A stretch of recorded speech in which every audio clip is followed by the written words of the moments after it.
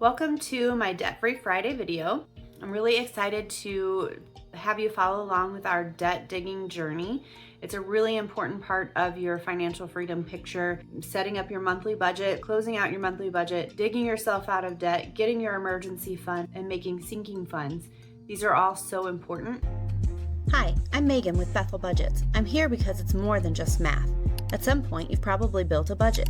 You've laid out your income, you've laid out your expenses, and thought it's simple math. I'll just stick to what's on the paper. But then life happened and your budget didn't work out. The reason? Because it's more than just math. That's where I come in. Let's figure this out together. Don't give up. You've got this. We started off the year debt-free, but then we had a number of emergencies hit that we ended up with some debt.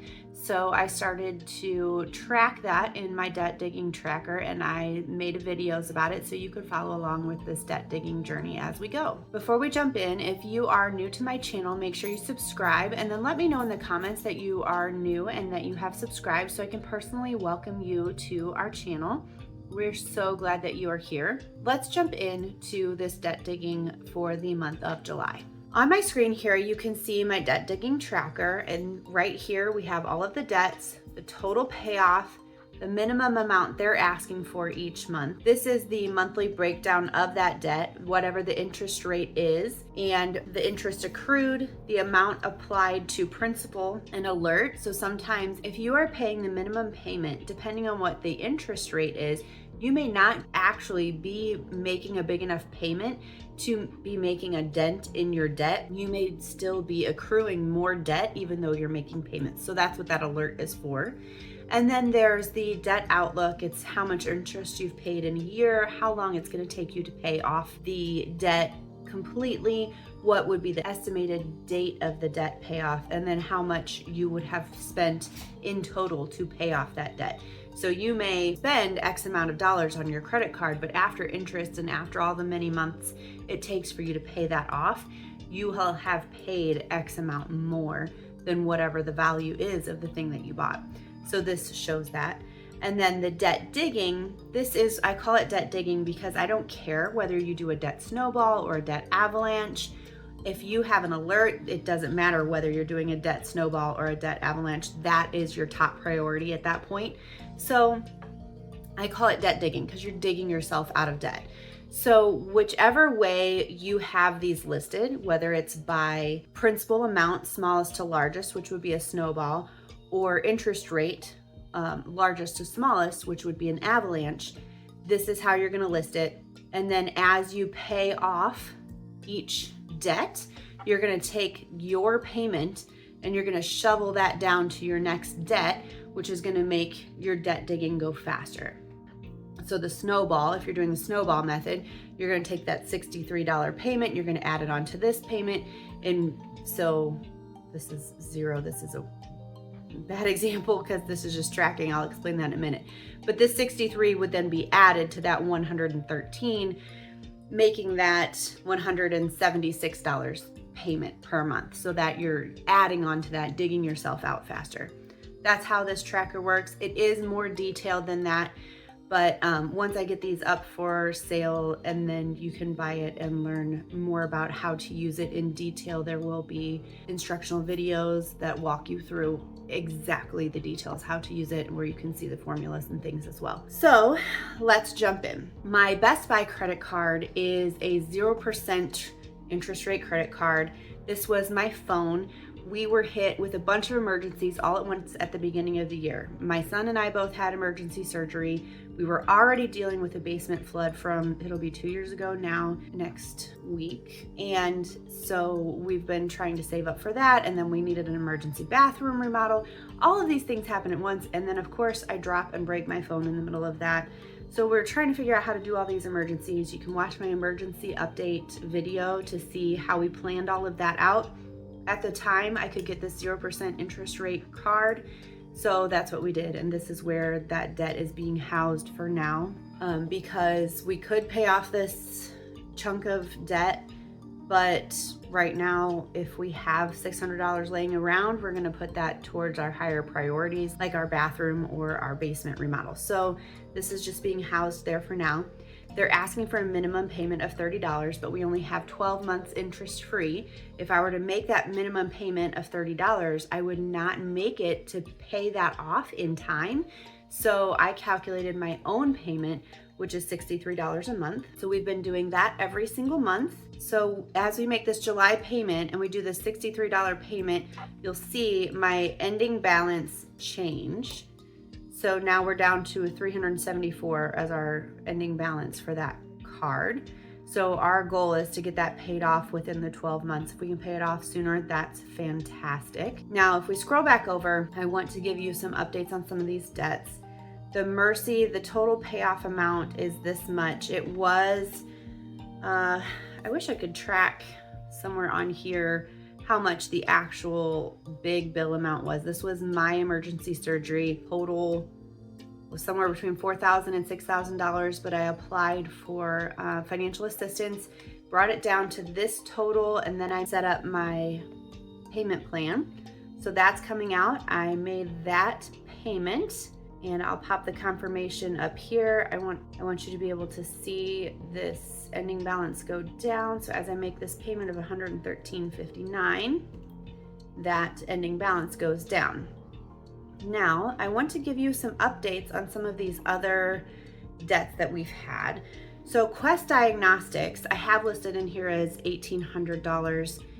There's actually two. So I've been going back and forth with them so many times trying to get them to give me an accurate statement, give me a bill. I want to know exactly how much I owe. I want it listed in detail, and I want it in writing before I make a payment plan.